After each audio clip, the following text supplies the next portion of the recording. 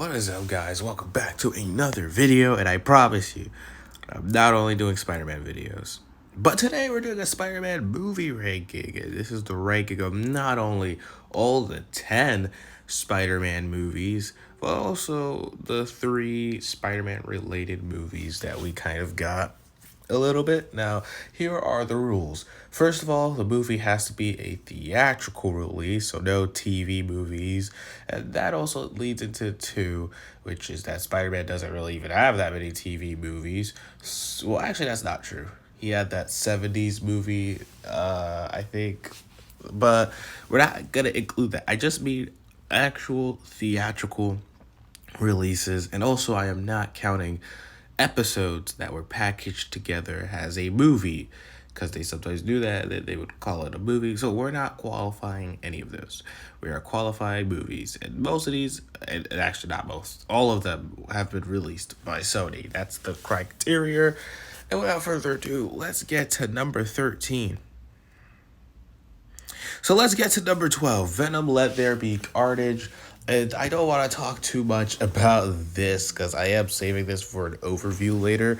But Venom Let There Be Carnage is truly one of the most lame movies I had ever sat through. I've only seen this movie once in theaters, and it was just so bad to me that I don't even rewatch it. And I usually rewatch comic book movies. I would watch it for the first time, and then, I would give it a rewatch to see if my opinion is firm about it, or if, I truly believe, or if my opinion could change, or if I truly believe what I thought about the first time. But Venom Let There Be Carnage was just so ass and forgettable. I didn't even want to rewatch it. The way they absolutely butchered Carnage character is quite crazy to me. They made Cletus Cassidy, who is a murderous freaking psychopath, care about his girlfriend the whole movie. Bro was basically a simp the whole movie. That's crazy. And I'm not one of these fiends that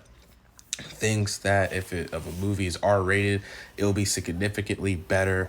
But in this case, Venom Let There Be Carnage should have been an R-rated movie. The character of Carnage does not work in PG-13. To really use Carnage potential, you would have to go rated R, and the movie just did not do that because I guess Sony really wanted the movie to be marketable to everybody. They wanted everybody to have a chance to see the Venom movie. Also, the jokes are just not as funny, and in my opinion, I know this is random, but the first Venom movie, which we're going to talk about later on in this list, it might be bad, but it's so bad that it's kind of funny to watch how terrible it is, but it's a bad it's good movie. Like, you have fun with this movie. Venom Let There Be Carnage tries to replicate it, which was what, for me, makes the sequel way worse than the original.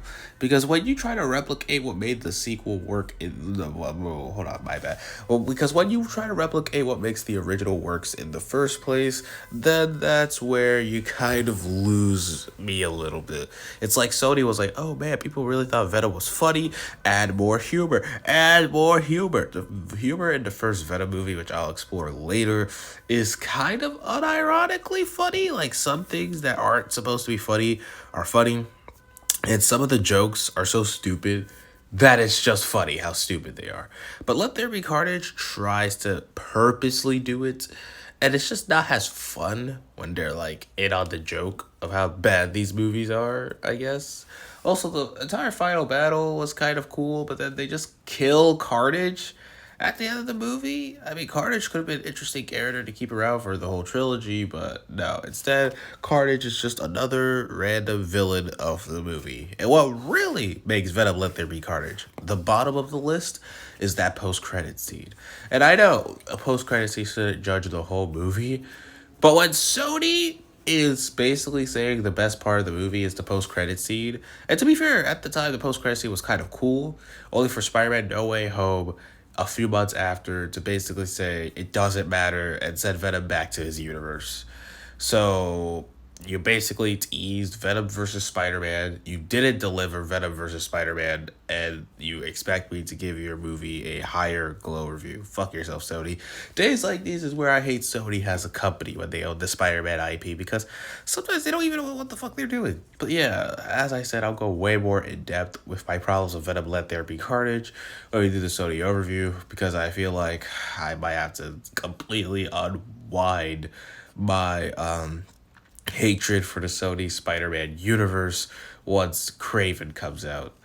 Oh god. But anyways, let's go on to number 11, which is the first Venom movie. Now, everything I said about the first Venom movie and Let There Be Carnage is true. This is basically a so bad it's good movie. Like, the movie is terrible. I think everybody could at least say objectively this movie is not good, but it's kind of fun. The villain, Riot, is extremely forgettable, but man, I would always kill for my movie or any movie just ever to end with Eminem singing Venom. That was my terrible impression of that. Eddie Brock is a character. He exists. He's like the most NPC main character in a comic book movie. Like, I get his motivations at least a little bit more in the first movie, but like, Eddie Brock's not that interesting of a character. The real star of the movie is the Venom symbiote, and we all know it. And the relationship between the Venom symbiote and Eddie Brock, which means the Venom symbiote heavily carries this franchise, which is kind of sad. Because I'm not gonna lie, the first 20 minutes where it's just Eddie Brock kind of doing his own thing, I did not give a single fuck. I did not give a shit about that movie until Eddie attaches to Venom like halfway through the movie. That's where the movie gets interesting to me, and then it just gets mad ludicrous. We have Venom turn into a dog. Who doesn't want that? She Venom, and the whole scene of technically Venom making out with Eddie Brock. I mean, it's out there in the internet now. Thank you, Sony. And also a terrible third act fight. But although I admit that Venom is a terrible movie, it's fun because it's not. It was such a surprise. It was still, whenever you watch the first movie, it's hot garbage, but it's still just fun. Unlike Let There Be Carnage, which tries to force the fun energy of the Venom movies in the sequel. Instead, it's just weird. But this is like weird but fun. So, I'll give it a pass, I guess, for this one. I mean, this is the highest bar the Sony Spider-Man universe will ever reach. So that's not really saying much. But yeah, the first Venom, it's bad. It's actually quite awful, but it's damn near fun. And of course, who could forget the two post-credit scenes? The one where we have Cletus Cassidy in a terrible wig. Yeah, that's not a good hairstyle. I'm thankful they changed it. And obviously, a random post-credit scene for some reason of Spider-Man Into the Spider-Verse. Yeah, they still have it in home media. I understand why the movies were coming out close to each other, but why the fuck is there a Spider-Verse post-credit scene? The movies don't even relate to each other, besides being released by the same company and being about the same property, but like, they're not even connected. You even have Spider-Man in this movie. Like, what the fuck? Imagine a non-Spider-Man fan was just watching Venom and they see a fucking Spider-Man post-credit scene. Like, they wouldn't even know what the fuck they do with themselves. They'd be like, what? Why is Spider-Man connected to Venom? It's hilarious. I mean, that just shows how much of an anomaly this movie is. Like, this is the original anomaly. If you know, you know. But let's actually start talking about Spider-Man movies. I'm kind of done talking about the Venom movies. All right. The official Spider-Man ranking truly begins at number 10 with The Amazing Spider-Man 2. Everything I said about that movie is still true, and which is why it's at number 10. It's my least favorite Spider-Man movie. And I was really debating. But at the end of the day, The Amazing Spider-Man 2 is just more of a mess of a movie. It still has really great moments. Even if it's at number 10, I still enjoy some aspects of The Amazing Spider-Man 2, like Peter and Gwen's relationship and I'm playing. Also Andrew Spider-Man, and obviously him and Aunt May's relationship. But those are like three good things in a sea of messy goddamn shit that Sony threw in. Like I set up for the Sinister Six, I set up for their cinematic universe. Oscorp, I just hated everything about Oscorp. Harry Osborn. Why? Why? It's such an easy fix for the disease storyline. Just say that Harry is going to get the disease faster than Norman and that he's gonna die at a young age if he doesn't cure it. Then Harry would have more motivation to get the fucking cure. But if Harry's like what 18 in this movie and his dad died in his 50s, why the fuck is he rushing a cure for the goddamn goblin disease? He has several decades to nail it. Why are you like panicking, bro? And then you just made yourself worse when you became the Green Goblin. Now, obviously, this movie has the iconic Gwen Stacy death scene, and that is very sad because I actually really cared for Peter and Gwen. But then you also have fucking Electro and the Rhino, Alexi, being a goofball. I know the Amazing Spider-Man fans and Spider-Man fans will defend this movie, that the Amazing Spider-Man 2 was not that bad. But you're kind of lying to yourself if you're saying this is top tier Spider-Man. I respect your opinion if this is one of your favorite movies, but just looking at it, The Amazing Spider-Man 2 is a very bad movie. Well, very bad is a little harsh. It's a very messy movie, I'll say that.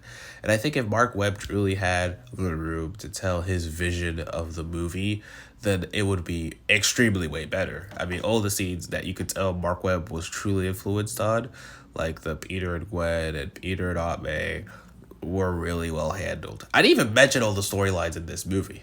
And like all of them suck, for the exception of those two. And Andrew just goofing off being Spider-Man, but it's actually enjoyable him doing that. But yeah, Amazing Spider-Man 2 gets the number 10 spot. And what originally I was debating to have the number 10 spot, but kind of went up a little bit, is Spider-Man Far From Home. I don't like this movie that much. I mean, there's some aspects I like about it, but overall, I just don't care about Spider-Man Far From Home. This is easily the weakest Tom Holland Spider-Man movie, just from the plot alone. Like, why the fuck would Tony Stark give glasses to Peter? Like, what's even the point of Edith? Especially in No Way Home, when Edith doesn't even matter. Like, Edith is already thrown away, so the whole plot of fighting for Edith gets even worse when you include her involvement in No Way Home, which is that it doesn't exist at all. It makes Tony Stark look like a worse character because why the hell would you trust a teenager with such a deadly global weapon? On top of that, Mysterio is a fun part of the movie, but like his motivation is a little flimsy. I understand the whole perspective. It's basically kind of like Syndrome, but what happens when an actual threat in the MCU shows up? Then everybody's gonna know you're a fraud, I guess. But anyways, Peter is just stupid in this movie. Listen, I like Tom Holland Spider-Man, and sure, he could be naive, but damn, he was just stupid in this movie. It wasn't even that he was naive. He was just dumb, and he just trusted Mysterio so easily. And, you know, I know No Way Home kind of criticized Peter for not taking care of his secret identity that much like he should, but that still doesn't make Far From Home any better for it. Like, why would you take off your mask in a public bar?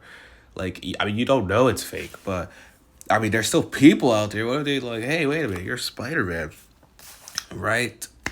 So that's just kind of I don't know. I just don't really care for Far From Home that much. It's a very mediocre MCU movie. And that, you know, in a Spider-Man ranking, you can't be a mediocre MCU movie. You have to be at the top of your game because a lot of these movies are at the top of their game, and Far From Home is just not doing that at all with Tom Holland Spider-Man. I mean, I kind of like the third act where he becomes his own man, but the whole plot with the Edith glasses really drags down this movie. And that's a shame because there was potential for this to be an amazing sequel, to build on what Spider-Man Homecoming already did, and absolutely maturing Peter Parker. I understand the route they were trying to go for his character, but it just did not particularly work in Spider-Man Far From Home because it's very contradictory. Like, I understand in the grand scheme of things, franchise-wise, the MCU wants Spider-Man to fill in the Iron Man position, but not in the movies. Like, yeah, make that your company reason, but don't bleed that into your movies. Stop trying to force that, oh man, Spider-Man has to be the next Iron Man, then say, you don't have to be Iron Man, only for him to create his new suit like Iron Man. But whatever. Anyways, Far From Home is a very mid movie. I don't even really hate the movie. I don't even think it's the worst thing to ever happen to the Spider-Man franchise. It's just there. It's a movie that exists, that has some really great moments, but is boggled down by very mediocre writing and a terrible plot. But what do you expect from the Ant-Man and the Wasp writers, right? But anyways, let's go to number 8. And yeah, every single Peter 1, Peter 2, and Peter 3 have all had their weak spots. And at number 8 is Spider-Man 3. Spider-Man 3 is the first one where it's not even so bad it's good. Like, it's genuinely has some good moments. But man, there are a lot of things that hold it down. First of all, the Harry Osborn amnesia storyline. Why? I thought it would have been clever if Harry was actually faking his amnesia to get closer to Peter and Mary Jane and ruin their relationship. But no, my homie just really had amnesia. Peter is at the alt eye of his ego, which is fine. But then it makes him do things that are a little too much. Like, why the fuck would you kiss Gwen Stacy at the goddamn show when your girlfriend Mary Jane is watching you do it? You fucking asshole. What the fuck, man? So it just made Peter a little insufferable, especially when he gets the symbiote. I understand that was the point, but like there were some boundaries that was pushed a little bit. On top of that, you also have emo Peter. Why does he exist? I have no idea. No, truly, I have no idea. Besides being the meme juggernaut that he is. Did I say emo Peter? My bad. I meant Eddie Brock, because they try to make Eddie Brock the evil version of Peter Parker. Again, I understand what they were going for, but it was not fully Venom. I mean, in terms of the idea, it's comic accurate to what Venom was originally, so there's that. And also, hot take. Actually, no, not hot take. He sucks as Venom. You thought I was going to say he does a better job than Tom Hardy Venom? Get the fuck out of here. I mean, both suck. So, I mean, I don't really care about either. But Topher Grace Venom is just a different level of bad because he actually ruins the movie. And he was the actual reason why Spider-Man 3 was held down. Because, you know, the Venom symbiote was not even supposed to be in the movie. So Sam Raimi had to force him in there. Overall, Spider-Man 3 is just kind of also a very messy, jumbled movie, but it's still mainly good. Like, I still would enjoy watching Spider-Man 3, but it's very clear that it's inferior to the first two Spider-Man movies. So, you know, there's that at the very least. Number 7, The Amazing Spider-Man. I don't really have anything bad to say about this movie. Like, it's actually not bad, to be honest. It's pretty solid for the most part. Like, I pretty much like this movie. And the only reason it's at number 7 is that it's a little generic. Like, when you compare this to the other Spider-Man movies, it's not a jumbled mess. It's not weird. It's not Morbius. But it's not at the higher end of the quality of the Spider-Man movies. It's just solid. And you know what? Solid is good enough sometimes. Like, just being a solid enough movie is good. It has some great moments, like the Peter and Aunt May scenes, especially the egg scene. Obviously, Peter and Gwen's relationship it's nice. Captain Stacy was actually pretty cool, and then he died. So, I mean, there's that. Oh, and the lizard. The lizard could have been a little bit more developed, which was really my only flaw. And the third act, it's kind of weak a little. Like, the whole lizard thing, again, like, why is he trying to turn the whole city into lizards? How the fuck did we even get to this point where he's like, I'm going to turn the whole city into lizards? But I love Andrew testing out his Spider-Man powers and, you know, officially becoming Spider-Man, the scene where we finally see his suit for the first time and whatever. So, you know, I still like this movie. But compared to all the other Spider-Man movies, I can't really put it in like top 5 or something. So number 7 is good. It's a very solid, good Spider-Man origin story. So, you know, I like it a lot. But, you know, it's just not number 7 material. Now, I'm about to get my head chopped off because at number 6 is Spider-Man Homecoming. And I understand why people might get mad at me putting Homecoming over The Amazing Spider Man, but there's a reason. Everything they have criticized about MCU Spider Man, Homecoming is also criticizing. That's kind of the point of the movie. It's trying to break Peter Parker from being, quote unquote, and I hate this quote, Iron Boy Jr. and is trying to make him his own hero as Spider Man. Now, sure, he's not, punching the bad guys or whatever, and he's kind of, you know, being Spider Man in his own way, but like I've heard criticisms that he doesn't punch Vulture. And sure, maybe Spider Man should have beaten Vulture of all people. Like it's just an old man with wings. But hey, Vulture was a really good character in this, his motivation of wanting to do this for his daughter, selling weapons, obviously Peter Parker meeting the Prowler, which was played by Donald Glover. Full circle, you know what I'm saying. Miles Morales is coming pretty soon to the MCU, but I don't mind Peter not punching the bad guys. Like, if you really think about it in the context, like, sure, Vulture is attacking him, and sure, maybe Peter should have thrown a few punches, but I mean, it's still his date's dad, I mean, I don't think he wants to, like, completely injure him. And besides, we see when MCU Spider Man is legit trying that he can be an actual fucking threat when he wants to. Like, I mean, did you not see the shit with Green Goblin? He was giving Green Goblin the beats at the same level as Toby Spider-Man. So, there's that. I mean, damn, he was just giving him the beats. But I don't think Peter wanted to do that. I think he wanted a more peaceful resolution, which kind of adds to his character. Also, I feel people kind of overbloat about how much Iron Man is in this movie, and I mean, he's not even in the movie for that much, to be honest. Like, they make it seem like Iron Man is in like every other scene, where Iron Man only shows up in a couple of scenes. I mean, I'm pretty sure you could do a compilation of all the Iron Man scenes, and they might go under 10 minutes, to be honest. Like, I mean, he's barely in it. Let's be real. I mean, people gotta stop bitching about it. But overall, Spider-Man Homecoming is a fun movie, and I loved it. So that's fine. I'm doing a thumbs up while recording, but you guys can't see it. But double thumbs up for this movie. I still enjoy it. It's still one of the best Spider-Man movies, in my opinion, anyways. And it's nice for a Spider-Man movie to not be about the multiverse getting destroyed or him going to Europe or the entirety of New York being in danger. It's just a pretty simple Spider-Man story of him looking out for his neighborhood, which is pretty cool. But coming in at number 5 is the original Spider-Man movie. And look, I get it. Sam Raimi fans are going to be like, but actually, and hold your fucking horses. Just wait till the end of the fucking video, alright? Just chill out for a minute, okay?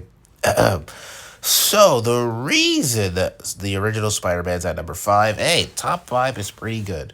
But the reason it's at number 5 is quite simple, actually. It's a good origin story, but I don't know if it's like high tier Spider-Man. It's a really good origin story. I loved it. I gave it an 8 out of 10. It's still a phenomenal movie. I think everything Sam Raimi did with this was perfect. What he did with Spider-Man, what he did with Green Goblin, kind of, even though I think Spider-Man No Way Home did a better job with Raimi's Green Goblin than I even think Sam Raimi did with his version of Green Goblin. But outside of it, everything is a classic. This is a modern day classic, I'm telling you. The upside down kiss scene in the rain. I mean, Peter testing out his powers. Him saying Shazam, which is kind of eerie because Shazam didn't exist until 2019. If you never read a comic a day in your life, I still can't believe people don't know that Shazam was the original Captain Marvel. But, it's fine. But everything about Spider-Man 2002 just works. Apparently, not all of it, though. Like the dad joke, the husband joke. Why did I say dad? The husband joke in the wrestling match. Some people have edited it out like on TV. But outside of that, it's still a fun origin story. This is like the classic template of doing an origin story. So in that context, if we give it the 2002 context, it's the greatest comic book movie of all time. if we put it in today's context, it's still one of the greatest, but it's not, top 10 for me, the like top 10 comic book movies, but it's still a very solid Spider-Man movie. It's still in the top 5. Sam Raimi was able to nail it for the first Spider-Man movie, and listen, if Sam Raimi did not nail this movie the first time around, we would not really even have the rest of the Spider-Man franchise. So I actually do appreciate this movie a whole lot more. I respect it. I appreciate it. I still enjoy it. I still love it. It gave us J.K. Simmons as J. Jonah Jameson. It did so much right, but it's still at number 5. It's still a very good movie. So please do not get hasty if it's at number 5. Because number 4, Spider-Man No Way Home. Whoa, whoa, whoa, whoa, whoa, whoa. Put the pitchforks down. Now, I know recently on comic book movie Twitter and everywhere else that people think No Way Home is overrated garbage. And listen, is No Way Home the best written Spider Man movie? Absolutely not. The first half of this movie on rewatch kind of sucks. I mean, at least until the Doc Ock part. Well, I mean, it still kind of sucks a little till then because they're still doing their typical MCU jokes. But like the apartment scene, everything from the apartment scene till the end of the movie was just something different. The first half is for sure the Ant-Man and the Wasp writers, like just writing their typical Spider-Man shtick, which I didn't care for in Far From Home. I mean, the first time I watched it, it was whatever, I do like the beginning scene of Peter and MJ trying to escape the freaking mob. And, that was actually, a fun sequence.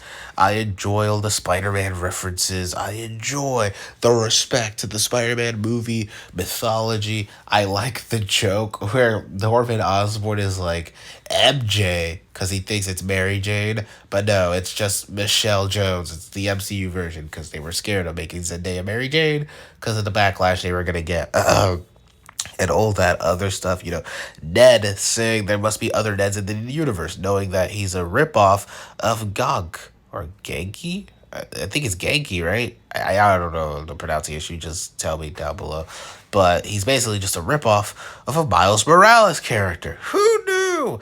But through all of that, even though there is some cringe scenes, and even though Doctor Strange got extremely nerfed in this movie, and I mean, Doctor Strange got nerfed. I understand it's a Spider-Man movie, but Spider-Man should not be beating Doctor Strange this easily. Like, why are you even the Sorcerer Supreme? Oh, wait, he's not even the Sorcerer Supreme anymore. Damn, that's unfortunate, Strange.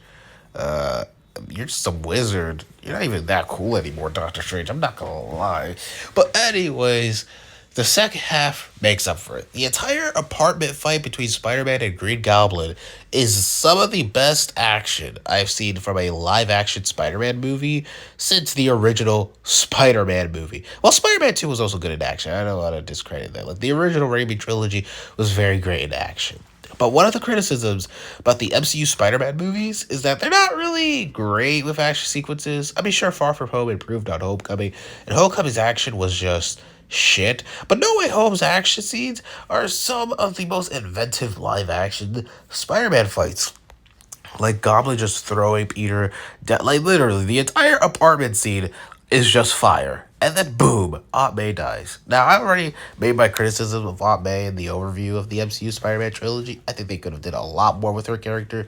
But you still kind of feel the weight of her death. And oh man, the entire final battle on the Statue of Liberty. And sure, is it a little fan servicey to see Peter 1 and Peter... No, wait. Fuck. No! Is it too fan servicey to have Peter 2 and Peter 3 meet Peter 1 on the school rooftop? Maybe, but it's still one of my favorite scenes where they're just talking about how much they each have lost. And oh man, I'm getting emotional just thinking about it. Andrew saving MJ for MCU Spider-Man the same way he couldn't have saved Gwen in his universe, ultimately redeeming himself. Finally, I mean, it's just full circle. So yes, is Spider-Man No Way Home the greatest movie of all time? Not really, but it's still a great Spider-Man movie with a lot of fantastic moments in the second half of it.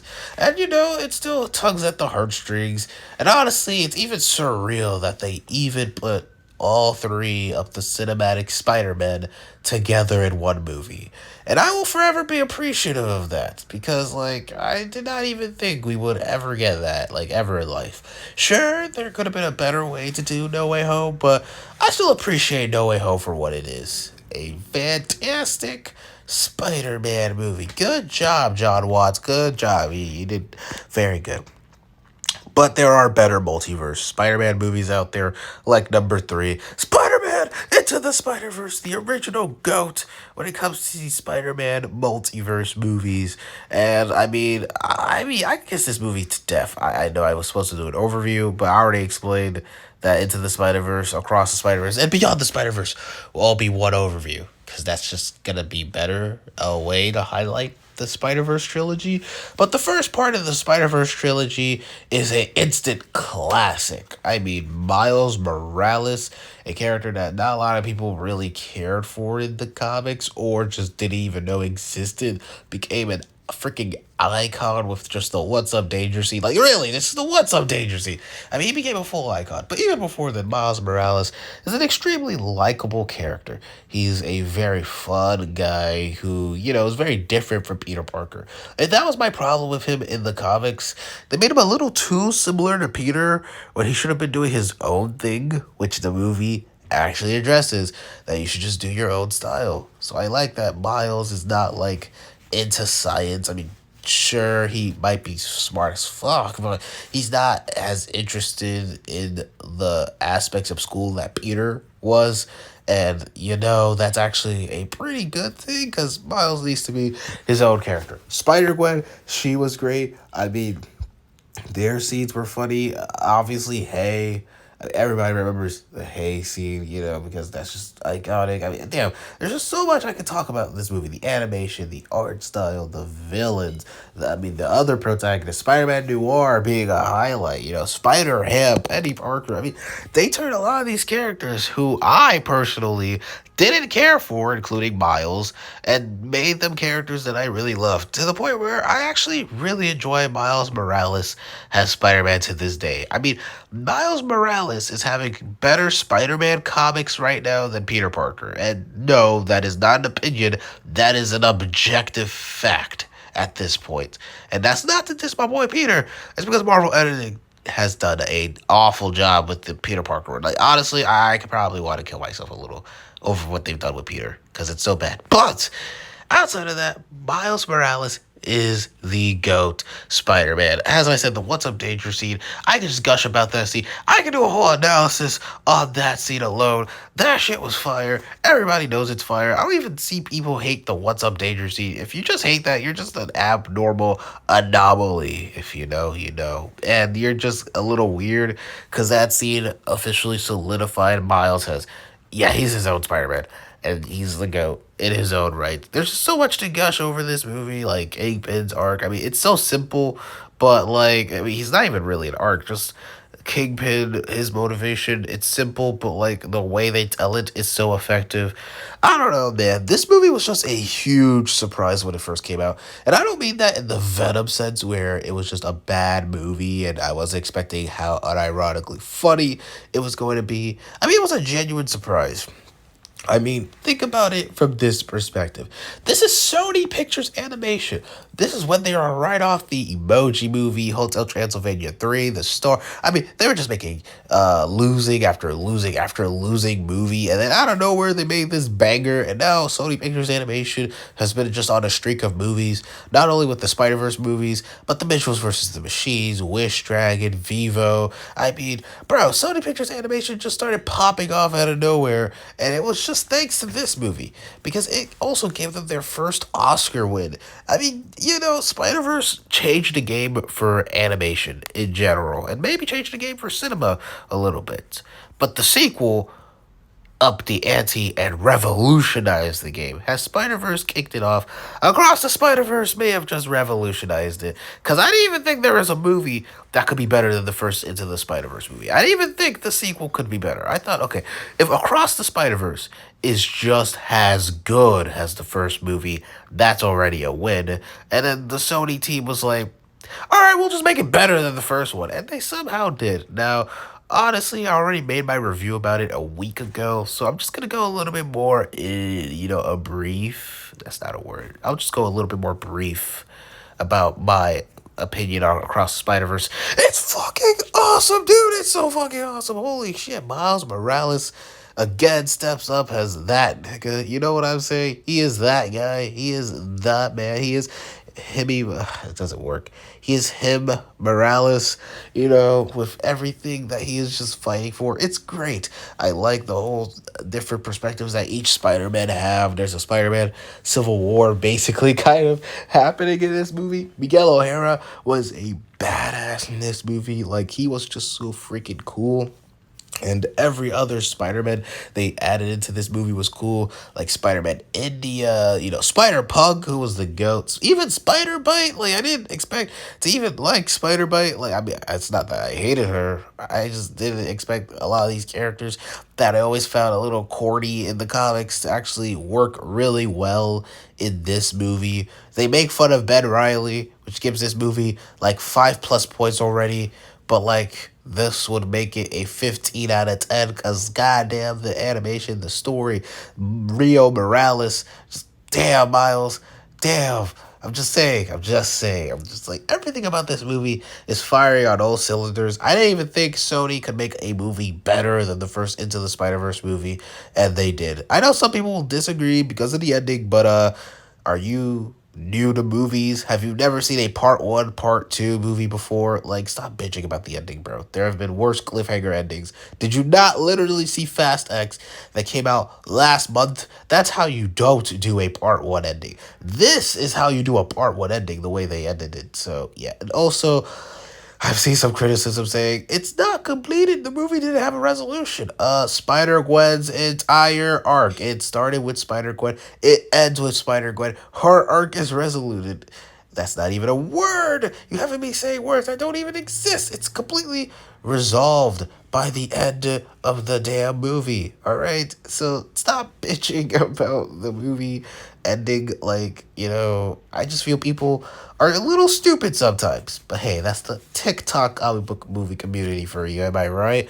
But anyways, if this movie revolutionized animation, and I even think it could be better than the first Into the Spider-Verse movie, what even could be number one? And for number one, for me personally, is Spider-Man 2. And I know a lot of people are going to say, it's overrated. Shut your damn mouth. Spider-Man 2 is the GOAT. And it's still the best Spider-Man movie. Now, Beyond the Spider-Verse could potentially beat it, to be honest. I mean, Across the Spider-Verse was extremely close, but I can't really give it the dub, I can't give it the W because, even though Gwen's arc and some things were was resolved. Why do I keep saying resoluted? That's not a word, but we'll make it a word.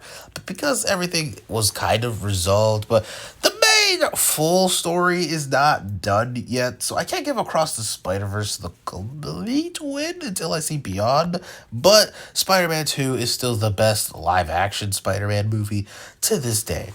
Everything about Peter struggles. It's the classic quintessential Spider-Man movie. See Peter Parker's struggle, highlighting how much Spider-Man impacts Peter Parker's personal life. Doc Ock is still the best Spider-Man movie villain ever. Just, he knocked it out of the park in his first movie, and he's still an icon to this day. And obviously, just the scene with Peter and Aunt May, where he tells him about the Uncle Ben thing, he tells her about the Uncle Ben thing, and later on she gives him this iconic speech which refuels him to start becoming Spider-Man, even after Doc Ock kind of kidnaps his girl, then that really pushes him to be like, yeah, I gotta be back as Spider-Man. Just everything about Spider-Man 2, like, damn, it makes you want to be a better person by the time you're done with this movie. Spider-Man 2 is just an iconic movie, and similar to Across the Spider-Verse, I guess at the time, nobody thought Spider-Man 2 could at least even be at the same quality as the first one, and it completely exceeded the quality of the first one. Just, yeah, Spider-Man 2 is my number one movie. And that is the Spider-Man ranking. Did you enjoy all of these movies for the exception of Morbius? I know you're going to be lying if you say Morbius. and the Venom movies. Just stop lying, even though some of you are fans of those. But I never quite understand you. But anyways, what is your favorite Spider-Man movie? What is your Spider-Man movie ranking? If you put Morbius at number one, I'm gonna delete your comment. I'm just letting you know. All right. Anyways, I'll see you guys in the next video. Peace.